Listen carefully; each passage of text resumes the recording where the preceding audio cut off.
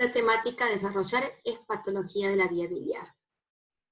Recordamos que la vía biliar está conformada por los canalículos biliares intrahepáticos que desembocan en el conducto hepático derecho, conducto hepático izquierdo, dando origen al conducto hepático común. Este junto al cístico se continúan mediante el conducto colédoco, el cual desemboca junto al conducto pancreático de Wilson a través de la ampolla de Vater en la segunda porción del duodeno. Los métodos imagenológicos para evaluar la vía biliar incluyen desde la radiografía convencional, la ecografía, la tomografía, la colangioresonancia, colangiografías especiales como la intraoperatoria, la colangiografía postoperatoria, la transparieto hepática o la retrógrada endoscópica conocida como receptiva. Con menor frecuencia y uso hoy en día existen también la colangiografía oral, la colangiografía endovenosa y la gamografía. La radiografía simple de abdomen, su uso está limitado a la visualización de cálculos biliares y aire en la vía biliar o neumobilia. ¿Qué cálculos vamos a poder distinguir en una radiografía de abdomen? Aquellos que contengan el suficiente calcio para transformarlos en radioopacos. Eso ocurre en un 10 a un 15% de los cálculos de colesterol y mixtos y alrededor del 50% de los cálculos pigmentarios. Entonces podemos visualizar en los dos ejemplos superiores, de topografía de hipocondrio derecho, imágenes de litiasis radioopacas. Y en el ejemplo inferior, en el trayecto, ¿no es cierto?, del árbol biliar, una imagen radiolucente que corresponde a aire en la vía biliar. La colecistografía es un estudio contrastado de la vesícula que tiene por objeto estudiar la anatomía y la fisiología del árbol biliar, permitiendo valorar la capacidad funcional del hígado al eliminar el material de contraste, la permeabilidad y el estado de la vía biliar, como así también la capacidad de concentración y la contracción de la vesícula. Estudiando así tres aspectos fundamentales, que es la funcionalidad del hepatocito, la permeabilidad de la vía biliar, como la absorción del agua, ¿no es cierto?, en la vesícula. Esto nos va a dar imágenes de opacificación de la vía biliar y de la vesícula. En este caso vamos a ver una vesícula que está totalmente opacificada, aunque a veces la opacificación de la vesícula puede ser deficiente o hasta incluso nula en los casos de vesícula excluida. También esta técnica me permite valorar defectos del llenado, como en el ejemplo de la vesícula que tiene material de contraste, y en el interior imágenes de falta de relleno que corresponden a la litiasis vesicular. El uso de esta técnica está limitado hoy en día a casos de disquinesia de la vía biliar. Aunque anteriormente las indicaciones de esta prueba eran la colelitiasis, la colecistitis, la neoplasia biliar y la estenosis biliar. Las contraindicaciones para realizar esta prueba eran pacientes embarazadas, la hipersensibilidad de material de contraste y aquellas situaciones que podían interferir en la absorción del material de contraste, como ser pacientes que presentaban vómitos, diarreas profusas, cuadros de obstrucción pilórica, síndromes de mala absorción intestinal, cuadros de ictericia grave o incluso alteración funcional hepática. La ecografía, sin embargo, me permite valorar en cuanto a la vesícula, la morfología, el tamaño, el contenido y el espesor de las paredes, e identificar con una precisión de hasta el 90% las imágenes litiásicas vesiculares, que en realidad serían los principales causantes de la coledocolitiasis. Es una técnica de utilidad para valoración en casos de urgencia donde sospechemos de enfermedad biliar. La ecografía tiene una alta sensibilidad para detectar dilatación de la vía biliar, aunque no tanta para detectar cálculos, principalmente a nivel de la porción distal del colédoco. Esta detección de la porción distal puede ser un poco mayor en los casos donde tengamos una franca dilatación del árbol biliar. Por ejemplo, podemos ver que gracias a la dilatación del árbol biliar y que su contenido es líquido, yo puedo seguir el trayecto del árbol biliar y encontrarme, en este caso, con dos imágenes ecogénicas con sombra acústica posterior que correspondían a dos litos coledocianos.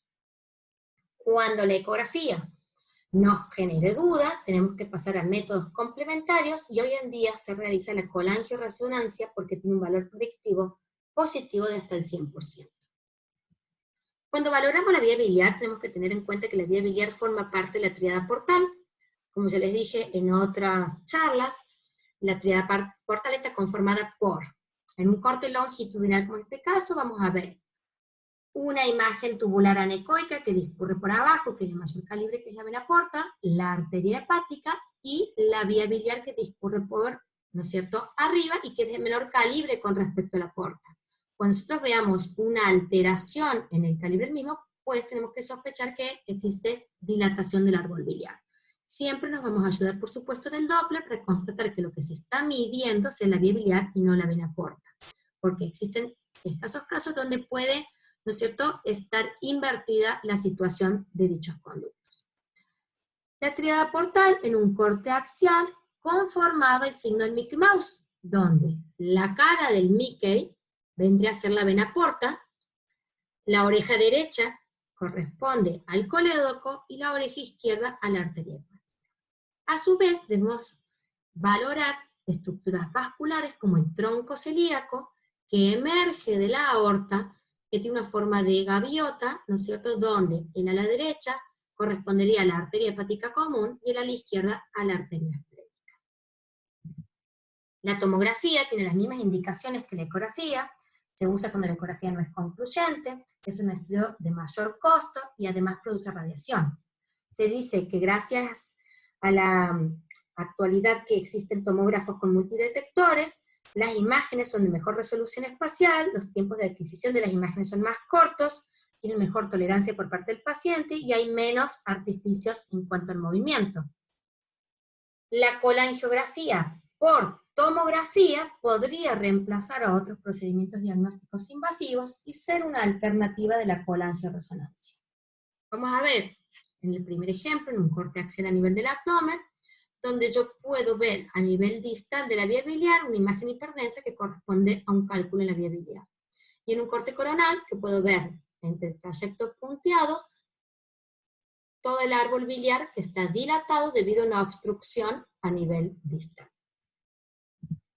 La colangioresonancia, que es un estudio que no utiliza para el estudio del árbol biliar material de contraste, que no produce radiación, que si bien es más caro, no es invasiva. Actualmente su uso es de rutina, reemplazando los demás métodos de imágenes, tiene mayor sensibilidad que la tomografía y la ecografía en el diagnóstico de las alteraciones de la vía biliar, principalmente en cuanto a litiasis. Sus imágenes de la vía biliar y de los conductos pancreáticos son comparables a las obtenidas mediante la RCP y la colangiotransparieto-hepática. Aunque a diferencia de estas dos, la colangioresonancia no tiene posibilidad terapéutica. En este ejemplo inferior izquierdo vemos una secuencia ponderante 2 que me permite ver la bilis hiperintensa, veo la vía biliar dilatada y una imagen de falta de relleno en su porción distal. En este ejemplo, al medio, puedo ver la vía biliar dilatada, ¿no es cierto? Y hay imágenes de falta de relleno o hipointensas en el interior del mismo, que corresponde a coledocolitiasis. En este otro ejemplo puedo ver todo el árbol biliar principal, incluso el conducto pancreático y la vesícula biliar con contenido líquido. La gammagrafía utiliza el ácido aminodiacético marcado con tecnesio 99. Este compuesto es captado por el hígado y eliminado en la bilis. Permite así estudiar el tiempo de eliminación del radiofármaco, lo que valora la función hepática. Además valora la captación y la concentración de este compuesto en la vesícula. Me permite valorar la permeabilidad y los contornos de la vía biliar, como así también el tiempo que tarda el radiofármaco en ser eliminado al duodeno. Hoy en día, la utilización es principalmente para colecistitis alitiásica y disquinesia vesicular. Si bien es un estudio que es efectivo en el diagnóstico de colecistitis aguda, el costo y la escasa disponibilidad limitan el uso. Otros usos de la gammagrafía sería la detección de filtraciones de bilis, por ejemplo, luego de una cirugía o de un trauma. También permite evaluar malformaciones anatómicas e identificar la disfunción del esfínter de Oddi. La colangio intraoperatoria permite evaluar el número de las litiasis, el tamaño y la ubicación de las mismas. En cuanto al trayecto del árbol biliar, permite evaluar la anatomía del mismo, permite evaluar si el mismo es permeable o no, el calibre, si está dilatado, o si existen zonas de estenosis. Como así también permite valorar la funcionalidad de la papila. En cambio, la colangiografía posoperatoria evalúa casos de litiasis residual luego de la cirugía, también permite valorar todo el trayecto biliar, como así también el estado de la ampolla hepatopancreática. Esta técnica hoy en día se ve relegada por el advenimiento cada vez mayor de la cirugía laparoscópica, y a su vez, estudios imagenológicos como la colangiografía retrógrada endoscópica y la colangioresonancia proporcionan diagnósticos más seguros y más fiables. La RCP, junto a la colangioresonancia, son los estudios de elección en el estudio del árbol biliar. Permite determinar la anatomía de la vía biliar, permite ver si existen deformidades en el trayecto de la misma, si existen imágenes de falta de relleno en su luz, si hay imágenes, ¿no es cierto?, que pueden corresponder a tumores, o estrecheces malignas o benignas. Si la RCP, que tiene primera parte diagnóstica, detecta alguna anomalía, puede pasarse, ¿no es cierto?, a la fase terapéutica de la misma. La RCP utiliza un duodenoscopio, que en realidad es un endoscopio de mayor longitud que el gastroscopio convencional, pero que además presenta visión frontal y visión lateral. Esta técnica, ¿no es cierto?, canaliza la vía biliar en forma retrógrada, instila material de contraste en sentido contrario a la normal circulación de la bilis. Me permite ver todo el trayecto biliar, pero además, por vía endoscópica, me permite valorar, ¿no es cierto?, el tejido y ver en vía directa las mucosas. Además que tiene sus usos terapéuticos. ¿Qué usos terapéuticos puede tener la RCP? Por ejemplo, puede realizar una papilotomía o una esfinterotomía, que consiste en cortar mediante el papilótomo las fibras del esfínter de Oddi, ¿no es cierto?, ubicado en la ampolla de Vater, y así permitir la salida del cálculo y desobstruir la vía biliar. También puede extraer cálculos mediante el uso de balón. Nosotros vamos a poner una cánula con un balón desinflado. Atravesamos el territorio del cálculo, y una vez que atravesamos el territorio del cálculo, el balón se infla y se retrae la cánula, trayendo así el cálculo hacia, ¿no es cierto?, el duodeno. También esa extracción puede ser mediante canastillas. La canastilla se va a meter cerrada, y cuando estemos cerca del cálculo, la canastilla se abre, lo engloba, lo atrapa el cálculo y lo traemos para su extracción. También se pueden utilizar canastillas para realizar litotricia, ejerciendo cierta presión hasta desintegrar el cálculo. Esos cálculos, ¿no es cierto?, por lo general son litos de mayor volumen, que a pesar de la esfinterotomía no se logra su extracción. Otra indicación es cuando nosotros nos encontramos con estenosis que pueden ser benignas o malignas, por ejemplo, benignas postquirúrgicas o traumáticas, o malignas debido a un tumor principal de la vía biliar, como el colangiocarcinoma, o un tumor de la cabeza del páncreas. Entonces, en esas estenosis necesitamos hacer una dilatación. Se utilizan dilatadores inflables, siempre en diámetro creciente, de menor a mayor, y luego de la dilatación se procede a la colocación de material de endoprótesis, los stents, para mantener el drenaje de la vía biliar. Esos stents pueden ser de plástico, si son de uso transitorio, o pueden ser metálicos cuando ya son permanentes.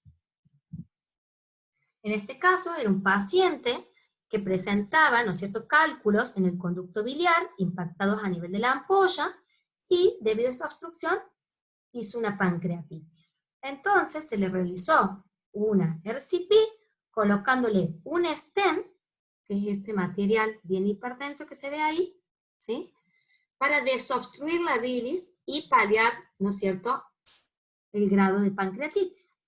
Acá podemos ver que el páncreas está inhomogéneo, que presenta áreas de menor densidad debido a necrosis, un poco de líquido peripancreático y además infiltración de la grasa peripancreática.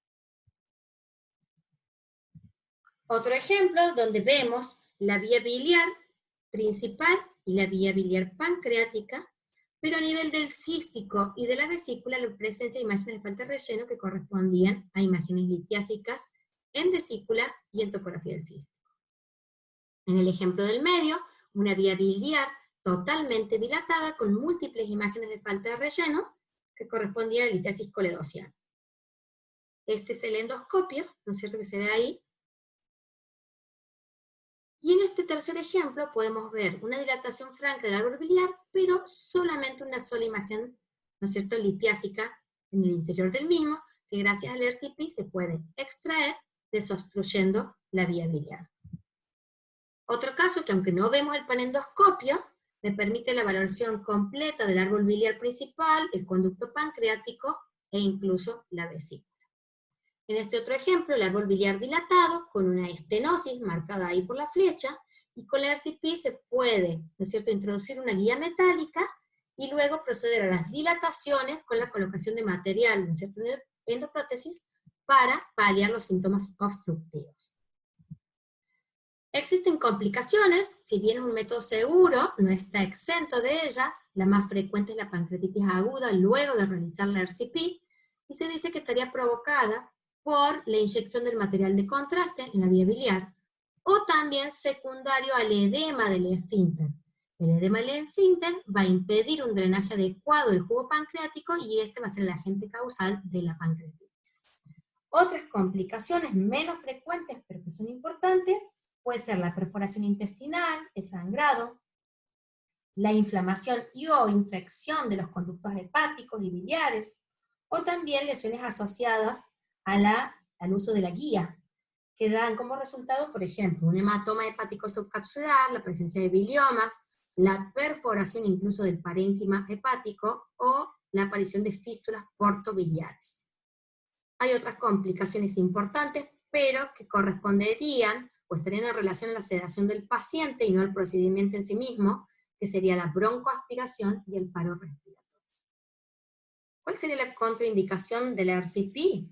La obstrucción pilórica, aneurismas de la arteria torácica, la sensibilidad al material de contraste y, por supuesto, la estenosis esofágica que no me permite el paso del endoscopio.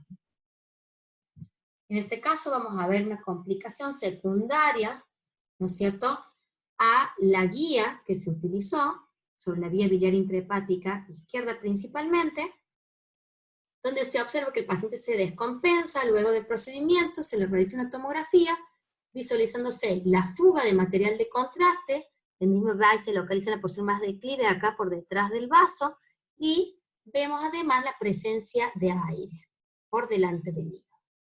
La perforación del parénquima hepático se supone que estaría en relación, ¿no es cierto?, a la guía, pero tampoco se puede descartar que existe una perforación periampular relacionada al procedimiento de la esfinterotomía.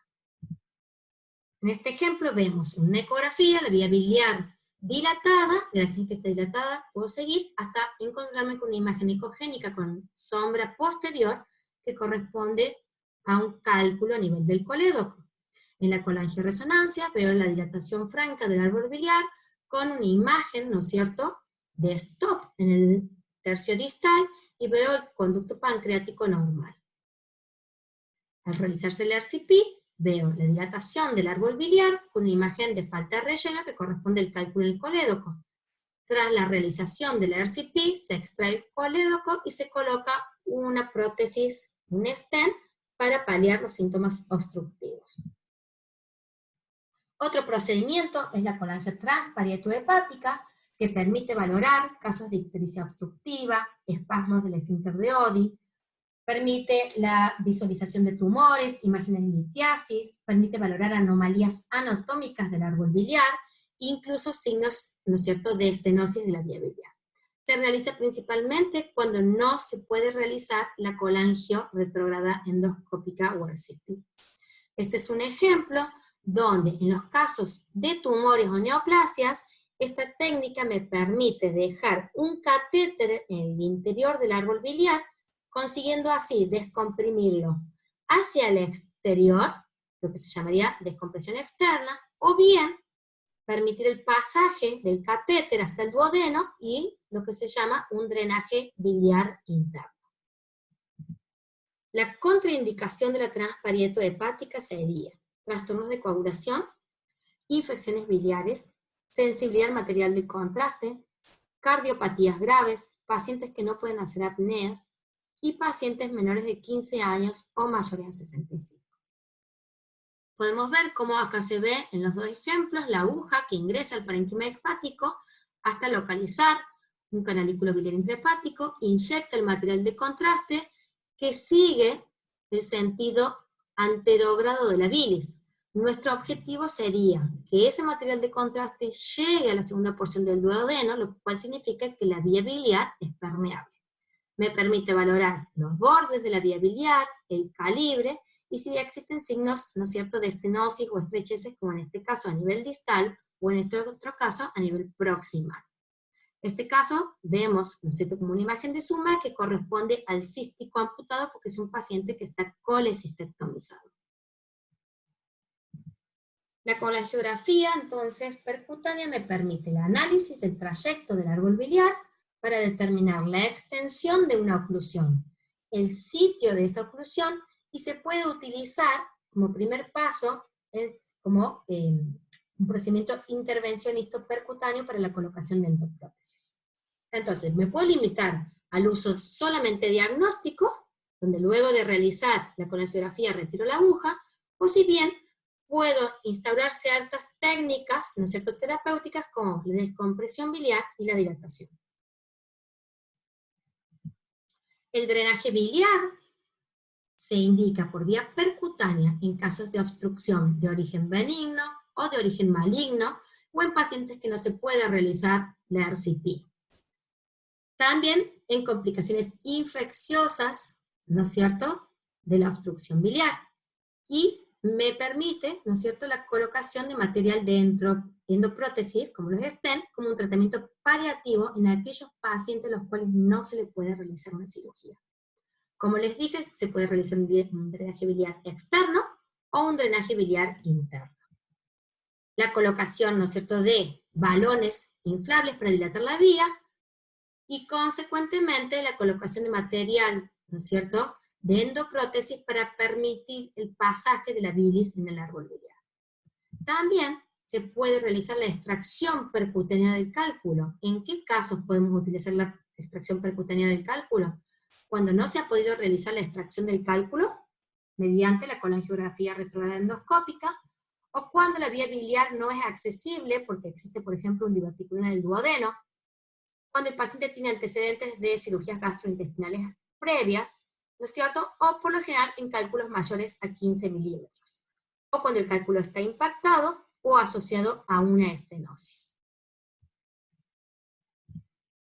Dentro de las patologías que podemos observar en la vía biliar es la presencia de aire, ¿no es cierto? La neumobilia sugiere en primera instancia, lo primero que pensamos cuando veamos aire en la vía biliar es que hay una comunicación que no es normal entre el árbol biliar, ¿no es cierto?, y el intestino. Pero también puede haber aire en casos de infección por bacterias productoras de gas. Las causas más frecuentes va a ser entonces el antecedente de una cirugía o el antecedente de haberse realizado procedimientos invasivos como la RCP o la colangiotransparente hepática. También, en los casos en que el esfínter de Oddi es incompetente, permitiendo el pasaje de aire desde el intestino a la vía biliar. Podemos ver aerobilia cuando existen fístulas bilioentéricas, en los casos de colecistitis enfisematosa, en los cuadros complicados de colangitis, o ante el antecedente de un traumatismo abdominal. Entonces, la radiografía puede inferir la presencia, como dijimos, ¿no es cierto?, de aire en la vía biliar. La ecografía no es sensible porque el aire no es buen transmisor del ultrasonido, pero la tomografía tiene una gran capacidad para visualizar el aire en la vía biliar. Causas de obstrucción de la vía biliar son innumerables, pueden ser congénitas, infecciosas, inflamatorias, autoinmunes, tumorales, por isquemia o por iatrogenia. El diagnóstico se hace en primera instancia, por supuesto, porque lo primero que tenemos a mano siempre es la ecografía. Entonces, ¿podemos inferir que existe obstrucción gracias a la ecografía? Sí. ¿Por qué? Porque la ecografía me va a permitir ver la vía biliar intrahepática dilatada. ¿Cómo vemos la vía intrahepática en condiciones normales? Se ven como imágenes, como canales de contenido anecoico que van paralelos, ¿no es cierto?, a las venas portales.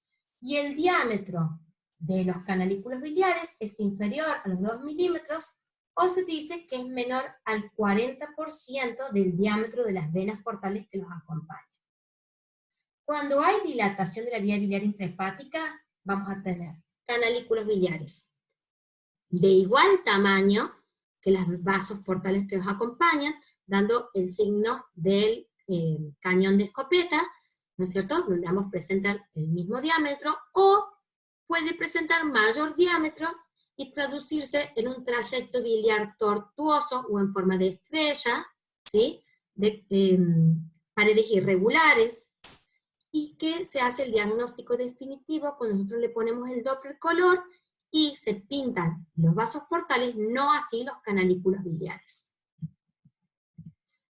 Entonces, las causas son innumerables. La ecografía es la primera técnica de elección en la que tenemos más a mano y nos permite realizar el diagnóstico aproximado. ¿Por qué? Porque ve la vía biliar intrahepática. Ahora, la tomografía y la colangioresonancia nos van a aportar mayores datos porque la resolución anatómica de las imágenes es mucho mejor y nos ayuda a una probable etiología diagnóstica de la causa de la obstrucción. En tomografía, ¿no es cierto?, los canalículos biliares dilatados los vemos de trayecto tortuoso con contenido hipodenso. Y en ecografía, como dijimos, de trayecto tortuoso con paredes irregulares y contenido anecoico.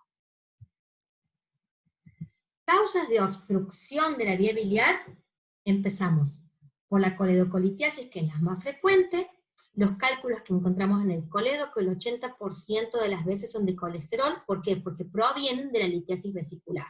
Aunque también puede haber cálculos que se originan en la misma vía biliar y que corresponden a cálculos de bilirrubinato cálcico. La evolución de la litiasis a nivel del colédoco puede ser que curse asintomático, o puede producir episodios de cólico con ictericia clínica fluctuante, o puede producir una obstrucción progresiva manifestándose por cuadros de ictericia sostenida. Puede provocar una pancreatitis de manera secundaria, cuadros de colangitis, o incluso si el cálculo es de pequeño tamaño, puede atravesar la vía biliar e ir, ¿no es cierto?, al intestino. Y de acuerdo al tamaño del cálculo, ¿no es cierto?, puede impactar a nivel del intestino delgado en su porción terminal, complicándose con un hilio biliar. En el ejemplo superior vemos la vía biliar dilatada, la arteria hepática, la vena porta, y una imagen ecogénica con sombra posterior que corresponde a un cálculo biliar. La ecografía tiene sus limitaciones, principalmente en lo que respecta al tercio distal o a la vía biliar distal. ¿Cuál es la vía biliar distal? La que se encuentra entre la vía biliar intrapancreática hasta la desembocadura en el duodeno. ¿Por qué? Porque el páncreas es un órgano de localización retroperitoneal, porque por delante está el estómago, que puede tener aire, más el aire de las asas intestinales que interfieren en la correcta visualización, además del hábito constitucional del paciente. Entonces, la ecografía tiene sus limitaciones para valorar lo que ocurre en la vía biliar distal, desde su porción intrapancreática hasta su desembocadura en el duodeno. En este caso, puedo llegar a ver que en topografía en la cabeza del páncreas, por donde discurre el colédoco intrapancreático, me encuentro con una imagen ecogénica que presenta atenuación y correspondía a un lito coledociano. En este estudio contrastado veo el árbol biliar dilatado con imágenes de falta de relleno que corresponden a la coledocolitiasis. Nuevamente una ecografía que gracias a la dilatación del árbol biliar, ¿no es cierto?, me permite continuar el trayecto e inferir la presencia de un cálculo en su porción terminal con la atenuación posterior. Este paciente en un corte tomográfico me permite la tomografía detectar el cálculo, ¿no es cierto?, como esa imagen hiperdensa a nivel de la porción distal. Y en una resonancia, gracias a que el cálculo está rodeado por la bilis que se ve hiperintensa, el cálculo se ve como esa imagen puntiforme hipointensa en el interior del árbol biliar. Acá tenemos dos ejemplos. En el ejemplo superior puedo ver cómo está todo el árbol biliar francamente dilatado y me muestra, ¿no es cierto?, un área, digamos, de convexidad superior que corresponde a la cara superior del cálculo. Estos dos estudios corresponden a colangiografías percutáneas, que quiere decir que yo inyecto el material de contraste a nivel de la vía biliar intrahepática, y mi objetivo sería ¿cuál? Llegar al intestino. En este caso superior, se produce una franca obstrucción total y no hay pasaje de material de contraste. Sin embargo, en el ejemplo inferior, tengo una obstrucción menos marcada del árbol biliar. Yo instilo material de contraste a nivel intrahepático, pero sin embargo, hay pasaje de material de contraste a la segunda porción del duodeno. Y en el colédoco puedo ver múltiples imágenes, ¿no es cierto?, de falta de relleno que corresponden a una panlitiasis o múltiples imágenes litiásicas a nivel del colédoco.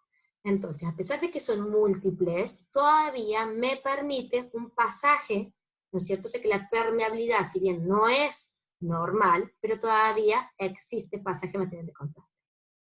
En este caso, donde hay una obstrucción total, el paciente va a tener una ictericia importante. Y en el caso inferior, donde todavía hay cierto pasaje, ¿no es cierto?, de la bilis a la segunda porción del duodeno, va a manifestar cuadros de ictericia leve, pero en laboratorio, las enzimas hepáticas se van a encontrar alteradas. En la colangioresonancia, que dijimos que es un método excelente, que no utiliza material de contraste, pero no tiene la capacidad terapéutica que sí tiene el ERCP o la colangiopercutánea. Me muestra en una secuencia ponderada entre 2 la dilatación del árbol biliar con imágenes, se alcanzan a ver más o menos 3 imágenes litiásicas a nivel del colédoco. El quiste del colédoco es otra causa que produce obstrucción del árbol biliar. Es una dilatación quística congénita de la vía biliar que puede ser focal o puede ser difusa. De acuerdo a la forma de presentación, existe una clasificación que se llama clasificación de Todani y que incluye 5 tipos. La clasificación tipo 1 es la más frecuente, un 80%, y consiste en una dilatación fusiforme del colédoco, mientras que el grado 5 corresponde a la enfermedad de Caroli. Se diagnostican por lo general en la edad infantil ante los 10 años y se aconseja su extirpación quirúrgica debido a que pueden desarrollar colangiocarcinoma. El tratamiento quirúrgico de elección es la hepático-yeyunostomía en Ida-Rux. La colangioresonancia es la prueba de elección para el diagnóstico de las imágenes quísticas de la vía biliar y le evaluar la unión pancreático-biliar. Aunque en este caso, por ejemplo, tengo 2 ejemplos de una ecografía donde puedo ver en topografía del árbol biliar y de la vesícula una imagen sacular, anecoica, muy sugestivo, y lo puedo llegar a confundir con una vesícula. Entonces, el paciente puede estar colecistectomizado y yo inferir que el paciente todavía le queda la vesícula. O puedo ver 2 imágenes saculares, que una corresponde a la vesícula, ¿no es cierto?, y la otra al quiste, y yo puedo malinterpretarlo como que es una duplicación vesicular.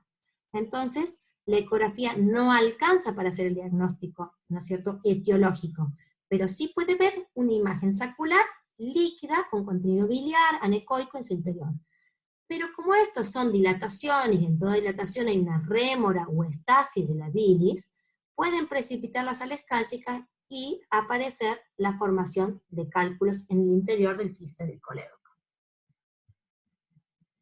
En este caso es una colangiografía endovenosa que me permite la opacificación de la vesícula y medial, ¿no es cierto?, a la misma veo otra imagen sacular opacificada que correspondía al quiste del colédoco. La enfermedad de Caroli, que como dijimos corresponde al tipo 5 de la clasificación de Todani, es una enfermedad congénita que se caracteriza por múltiples dilataciones saculares quísticas de las vías biliar, pero intrahepática. Es una entidad clínica que se manifiesta por episodios de colangitis, litiasis intrahepática y la probable aparición de abscesos intrahepáticos. La dilatación quística de la vía biliar intrahepática lleva a estasis de la bilis. Esa bilis puede predisponer, esa bilis estancada predispone a la formación de barro biliar y de la formación de cálculos intrahepáticos que pueden ser de colesterol, pigmentarios o mixtos. Esta formación de los cálculos en realidad es la agente causante de la obstrucción, no en sí la dilatación.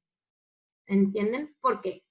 El cálculo termina obstruyendo, ¿no es cierto?, la vía biliar. ¿Y cómo podemos ver? Por ejemplo, en una ecografía podemos ver de dos maneras. Podemos identificar las dilataciones quísticas intrahepáticas, algunas de ellas con contenido anecoico y otras con contenido, ¿no es cierto?, más ecogénico, que van a ser los futuros cálculos.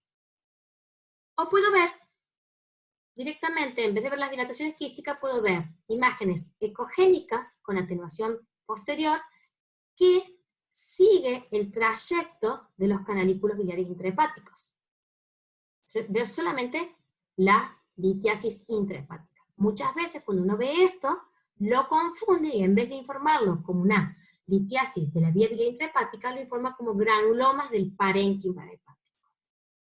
En tomografía puedo ver las dilataciones quísticas con el material litiásico en su interior. Y como dijimos, que la resonancia, la colangioresonancia, es el método de elección para valorar las dilataciones, ¿no es cierto?, los quistes de la vía biliar. Vamos a ver cómo a nivel de la vía biliar intrahepática veo múltiples imágenes redonditas, saculares, que corresponden, ¿no es cierto?, a estas dilataciones intrahepáticas y que se van a ver hiperintensas en secuencias ponderadas en T2. La tomografía abdominal en fase portal me permite visualizar un signo patognomónico de esta entidad que se llama signo del punto central. Y se realiza con el material de contraste endovenoso y sobre todo en la fase portal. ¿Por qué? Porque los vasos portales intrahepáticos realzan con el material de contraste, entonces se van a ver hiperdensos. Y ese vaso hiperdenso portal se va a encontrar rodeado de múltiples imágenes quísticas de menor densidad que corresponden a las dilataciones de la vía biliar. La enfermedad de Caroli, entonces, existe una dilatación quística sacular de los conductos biliares intrahepáticos. Pero cuando esa dilatación quística de los conductos intrahepáticos se acompaña de la presencia de fibrosis hepática, y la fibrosis hepática por supuesto va a desarrollar signos de hipertensión portal, pasa a llamarse síndrome de Caroli. Entonces, la ecografía va a ver las dilataciones quísticas con contenido anecoico, líquido, o puede ver las calcificaciones de la vía biliar intrahepática. La tomografía va a ver el signo, ¿no es cierto?, del vaso hiperdenso rodeado de los canalículos biliares de menor densidad. Y también existen la colangio retrogradendoscópica y la transparieto hepática que pueden hacer el diagnóstico de certeza. Pero ¿qué pasa? En estos procedimientos existe un riesgo elevado de desarrollar una colangitis bacteriana. Por eso que está reservado el uso de estos dos métodos. Y vuelvo a recalcar, es de elección la colangioresonancia, que es una prueba no invasiva, considerada como el mejor método diagnóstico al visualizar imágenes saculares de la vía biliar intrahepática que se ven hiperintensas en las secuencias ponderadas en T2. Otras causas de obstrucción son los parásitos del árbol biliar, principalmente el Ascaris lumbricoides, que infecta hasta una tercera parte de la población mundial, predominando en los niños y en zonas rurales económicamente deprimidas. El gusano que se encuentra en el intestino, ¿no es cierto?, sortea la ampolla de Vater y se dirige hacia la vía biliar produciendo, ¿no es cierto?, la oclusión de la misma. Muchas veces estos pacientes infectados son asintomáticos, pero cuando produce la obstrucción del árbol biliar se manifiestan con cuadros de cólico biliar o incluso colangitis o pancreatitis secundaria. Este es el aspecto macroscópico del Ascaris lumbricoides. El Ascaris lumbricoides puede localizarse en la vía biliar, como en este caso, donde vemos la vena porta como un conducto anecoico por debajo, el conducto biliar dilatado y en el interior una imagen lineal ecogénica que corresponde al parásito. Pero también pudiera localizarse en el interior de la vesícula, como en este ejemplo, donde vemos el contenido anecoico de la vesícula, y en el interior también una imagen, ¿no es cierto?, serpinginosa, ecogénica, que es el parásito en sí. En una RCP puedo llegar a ver cómo el árbol biliar está dilatado y en el interior hay un defecto de relleno, pero de aspecto lineal que corresponde al parásito. Cuando el parásito se muere, se momifica y puede dar aún más obstrucción del mismo. En este caso me olvidé mostrarles, veo la vía biliar dilatada y también una imagen de falta de relleno de aspecto lineal que corresponde al Ascaris lumbricoides. Entonces, la presencia de estos parásitos pueden producir obstrucción del árbol biliar. Otra entidad que produce obstrucción del árbol biliar son los cuadros de colangitis bacteriana aguda, que principalmente se caracterizan porque existe una causa que produce la obstrucción al pasaje de la bilis, esa bilis se infecta, los gérmenes causantes más comunes son el Escherichia coli, la Klebsiella y el Streptococcus fecalis. La causa de la obstrucción más frecuente es la coledocolitiasis, o sea, la litiasis y la vía biliar. Pero existen otras causas que producen la obstrucción, que pueden ser causas benignas o malignas, las infecciones parasitarias como acabamos de nombrar, anomalías anatómicas de la vía biliar de origen congénito, otras también la manipulación del árbol biliar.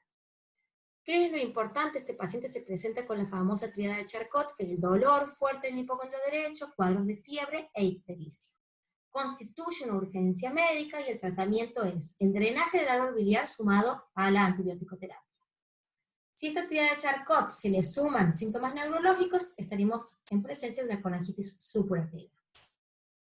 La ecografía va a permitir ver la vía biliar dilatada, va a permitir ver el aumento del espesor del árbol biliar. Hay veces que cuando yo presenta, ¿no es cierto?, material purulento, como en este caso, puedo observar la vía biliar dilatada con un contenido que en vez de ser anecoico, tiene mayor ecogenicidad correspondiendo al material purulento. También pueden aparecer, si esta enfermedad se complica, con la aparición de abscesos intrahepáticos. Pero puntualmente la ecografía es lo primero que utilizamos siempre antes que otro método de estudio, y me permite ver la dilatación del árbol biliar con el engrosamiento de las paredes del árbol biliar, y en algunos casos la presencia de material purulento en su interior. En cuanto a otra etiología de obstrucción, es la colangitis esclerosante, que es de etiología autoinmune, se caracteriza por una inflamación difusa del árbol biliar, la presencia de fibrosis progresiva del árbol biliar, tanto a nivel intrahepático como extrahepático, conduciendo a la estenosis del árbol biliar. ¿Cuáles van a ser las imágenes que vamos a obtener? Esto es patognomónico de la colangitis sclerosantis, que presenta estenosis cortas, ¿no es cierto?, que pueden ser focales o múltiples, pero que esas áreas de estenosis corta alterna con segmentos de vía biliar que tienen un calibre normal o mínimamente dilatado. Eso es lo que otorga el aspecto de collar de cuentas. Ahora bien, en un estadio avanzado de esta enfermedad, puede ser que los conductos más periféricos no se puedan visualizar, dando el aspecto de árbol podado o árbol de invierno, como en este caso. Entonces, existe una rigidez de las paredes del árbol biliar, ¿no es cierto?, que produce obstrucción, pero que no le permite una gran dilatación. Esta entidad se asocia a enfermedad inflamatoria del intestino, como la colitis ulcerosa, y predispone, ¿no es cierto?, al desarrollo de un colangiocarcinoma. El diagnóstico fundamental es mediante la colangioresonancia y la RCP, viéndose estos dos patrones característicos, ya sea el collar de cuentas o en estadio más avanzado el árbol podado. En ecografía podemos visualizar a veces las dilataciones, que por lo general son segmentarias, y se abocan a una sola porción del hígado, permitiendo valorar la vía biliar, que se la va a ver finita, porque no tiene capacidad de extenderse, un aumento de la ecogenicidad por la fibrosis de las paredes, ¿no es cierto?, y como a la vía biliar transporta menor caudal, ¿no es cierto?, de contenido líquido biliar, a la vesícula le llega menos contenido líquido, por lo cual es común encontrarla colapsada, chiquitita. Y en este caso vemos una vesícula colapsada con escaso contenido líquido biliar, pero se le suma la presencia de material ecogénico con marcada atenuación que corresponde a litiasis vesicular. Otra causa de obstrucción de la vía biliar son las etiologías tumorales, que pueden ser de etiología benigna. Dentro de los tumores benignos, que por lo general son infrecuentes, los más frecuentes son los cistodenomas biliares, que si bien son tumores que histológicamente son benignos, pueden llegar a convertirse en cistoadenocarcinomas. La mayoría son de localización intrahepática y se observan como masas de aspecto quístico que pueden ser solitarias, de contenido simple o complejo. En el caso superior, vamos a ver acá una imagen quística con paredes más gruesas y la presencia de tabiques en su interior. Esta imagen en la tomografía se traduce como una lesión hipodensa que tras la administración del contraste endovenoso realza la pared del mismo. O en este otro ejemplo, una lesión voluminosa, ¿sí?, multiquística, y que en la tomografía se ve como una lesión voluminosa hipodensa que tras la administración de material de contraste endovenoso realza la pared y la presencia de los tabiques internos.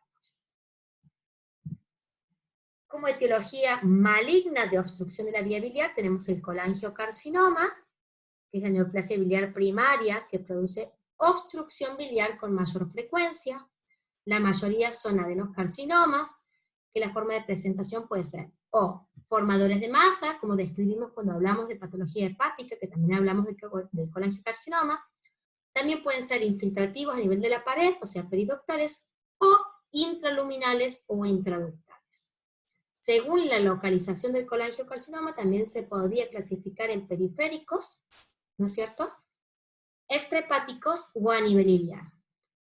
Se dice que existiría una anomalía de la unión colédoco-pancreática. Esta anomalía produce un reflujo, y este reflujo sería como un agente, ¿no es cierto?, causal de carcinogénesis a en dicha topografía.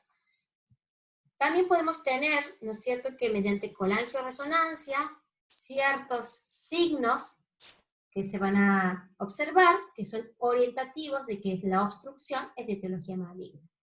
Entonces, podemos llegar a ver un engrosamiento de la pared del conducto, que podemos ver que la afección es de una porción larga del conducto, que la pared es irregular o asimétrica, que el límite de la pared del conducto casi es indistinguible de órganos vecinos, que existe una irregularidad en la luz del conducto, y que tras realizar, ¿no es cierto?, contraste, esta lesión capta material de contraste principalmente, ¿no es cierto?, en relación al parénquima normal en las fases portales. Vamos a ver en una ecografía donde vemos la vía biliar intrahepática dilatada, hasta que llegamos a una porción donde vemos un área ecogénica en relación al contenido anecoico, que yo no puedo inferir si esto es sólido o es líquido. Posiblemente si yo pongo el dopplercolor y esto presenta vasculatura, me oriente la etiología tumoral de la lesión. Entonces, voy a necesitar el estudio de métodos complementarios. En este otro estudio contrastado puedo ver que el árbol biliar intrahepático se encuentra dilatado debido a una estenosis, ¿no es cierto?, de forma irregular a este nivel. El colangiocarcinoma presenta dilatación de la vía biliar intrahepática, ¿no es cierto?, en forma de estrella, como habíamos dicho, de vasos tortuosos. Y vamos a ver que en relación a los conductos intrahepáticos me encuentro con una lesión, ¿no es cierto?, que es sólida, de bordes irregulares, que hay un escaso límite de diferenciación entre la lesión y el parénquima hepático, y que correspondía a un colangiocarcinoma. El tumor de Klasky es un colangiocarcinoma de la confluencia o iliar, ¿sí? Acá vemos el trayecto biliar en una ecografía que se encuentra dilatado, y en el interior una imagen ecogénica con cierta atenuación. ¿Por qué? Porque tiene material fibroso lo que le da su aspecto ecogénico, y la fibrosis produce atenuación, o sea, no deja pasar bien el ultrasonido, por lo cual hay cierto grado de atenuación por parte. ¿Sí? Entonces, es distinto a un cálculo, por supuesto, pero si bien también se ve ecogénico, con sombra, y los bordes irregulares, sumado, por supuesto, a la clínica del paciente y el cuadro de obstrucción biliar intrahepático. En este caso, contrastado, puedo ver la vía biliar, una colangiotransparente hepática, que quiere decir que yo instilo material de contraste en la vía biliar proximal, pinto todo el árbol biliar intrahepático, y cuando llega a nivel de la confluencia se produce un pasaje filiforme, porque existe una obstrucción a nivel de la confluencia por un tumor de Klatskin. En este otro caso, también un tumor de Klatskin con una franca dilatación del conducto hepático derecho, mayor del hepático izquierdo, ¿no es cierto? Y vamos a ver que si bien es una transparencia hepática, yo instilo material de contraste, llega material de contraste al duodeno. Entonces no está produciendo todavía este tumor una obstrucción total. En una RCP también puedo ver que existe una estrechez irregular y filiforme, pero ya en vez de ser a nivel de la confluencia, es un colangiocarcinoma de la vía biliar distal o extrahepático. Tenemos que tener en cuenta que ante la observación en algún método de estudio imagenológico de una estrechez y el paciente no refiere un antecedente quirúrgico previo, toda estrechez que observemos es sugestivo de neoplasia, por lo cual tenemos que tratarlo como tal. Otras causas de obstrucción que ya no competen propiamente al árbol biliar, sino que son externas, por ejemplo, el síndrome de Mirici, donde se producía una compresión del conducto hepático común, ya sea por un cálculo enclavado a nivel del cístico, o un proceso inflamatorio que comprima el hepático común, ¿sí?, traduciéndose en una dilatación de la vía biliar intrahepática. Este es otro corte donde acá vemos en una cavidad común alojado el cálculo ya pasando hacia la vía biliar principal. Y en este caso vemos la vesícula contrastada, que se ve la bilis hiperintensa, con imágenes hipointensas en su interior, y en relación a la vía biliar principal, una imagen hipointensa, que es el cálculo que está comprimiendo ya e interfiriendo en el pasaje de la vía biliar principal. Otra causa externa a la vía biliar sería un tumor de la cabeza del páncreas. El colédoco distal, al atravesar por el medio de la cabeza del páncreas, ¿no es cierto?, ¿qué va a pasar? El tumor lo va a englobar, entonces produce una compresión concéntrica sobre la porción del colédoco a este nivel, dando el famoso signo de la cola de ratón. Y vamos a ver cómo, esto es un estudio transparieto hepático, que quiere decir que yo instilo material de contraste en la vía biliar proximal, y puedo ver todo el árbol biliar, ¿no es cierto?, intrahepático dilatado, el hepático derecho, el izquierdo, ¿no es cierto?, hasta que tengo un pasaje filiforme, porque hay una compresión concéntrica por un tumor en el parénquima de la cabeza del páncreas.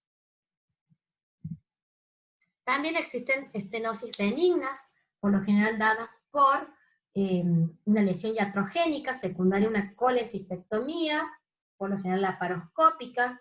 La estenosis en estos casos es corta, y el factor que predispondría al misma sería la isquemia de la vía biliar. Ahora, nosotros por imágenes, cuando nos encontramos con una estenosis, no podemos hacer el diagnóstico etiológico si es una estenosis benigna o maligna. O sea, necesitamos tener en cuenta el antecedente quirúrgico, la clínica del paciente y estudios complementarios. Para resumir, podemos tener la obstrucción del árbol biliar proximal o distal. ¿Cuál va a ser? Vuelvo a remarcar, el árbol biliar proximal, el que va desde los canalículos biliares intrahepáticos, ¿no es cierto?, hasta antes de transformarse en el conducto colédoco de localización intrapancreática. En estos casos, la ecografía es el examen de elección para visualizar la vía biliar. El rendimiento diagnóstico para detectar la obstrucción biliar es que detecta el nivel de la obstrucción en un 95%, porque puede ver la vía biliar ¿no es cierto?, proximal dilatada y dice, bueno, puede encontrar cuál es el nivel de la obstrucción. ¿Y puede inferir la causa? Sí, porque la causa está previo, ¿no es cierto?, a la localización del colédoco en el páncreas hasta la porción distal. O sea, que la vía biliar proximal la ve dilatada y además puede ver la causa de la obstrucción de la vía biliar proximal. ¿Cuáles son las causas de la obstrucción a nivel proximal? Pueden ser a nivel iliar un colangiocarcinoma, un cáncer de vesícula, adenopatías o estenosis benignas. Y previo a la localización del colédoco en la cabeza del páncreas, podemos ver que la causa puede ser un cáncer de vesícula, adenopatías o incluso un síndrome milicio. Ahora bien, cuando la obstrucción es distal, o sea, dijimos, desde el colédoco intrapancreático hasta su desembocadura en el duodeno, el rendimiento de la ecografía baja en cuanto a detectar la causa de la obstrucción. Si bien sigue manteniendo, ¿no es cierto?, una sensibilidad alta para ver el nivel de la obstrucción, la causa de la obstrucción de etiología distal es más difícil de ver por ecografía. ¿Cuáles son las causas de obstrucción a nivel de la vía biliar distal? O sea, desde el páncreas, repito, hasta su desembocadura en el duodeno, y pueden ser, por ejemplo, a nivel de la porción del colédoco intrapancreático puede ser un cálculo que se enclava en el colédoco intrapancreático, un tumor del colédoco intrapancreático sin colangiocarcinoma, o puede ser, como vimos recién, un cáncer de la cabeza de páncreas, que producía la compresión, ¿no es cierto?, concéntrica de la vía biliar. Ahora, previo a su desembocadura puede ser un tumor de la ampolla, un tumor del duodeno, un colangiocarcinoma del colédoco distal, o una litiasis que va a impactar en la porción terminal del colédoco. Entonces, como en estos casos la causa no es posible de ver precisamente con la ecografía, necesito de métodos complementarios, entre ellos la tomografía y principalmente las colangiografías. Muchas gracias.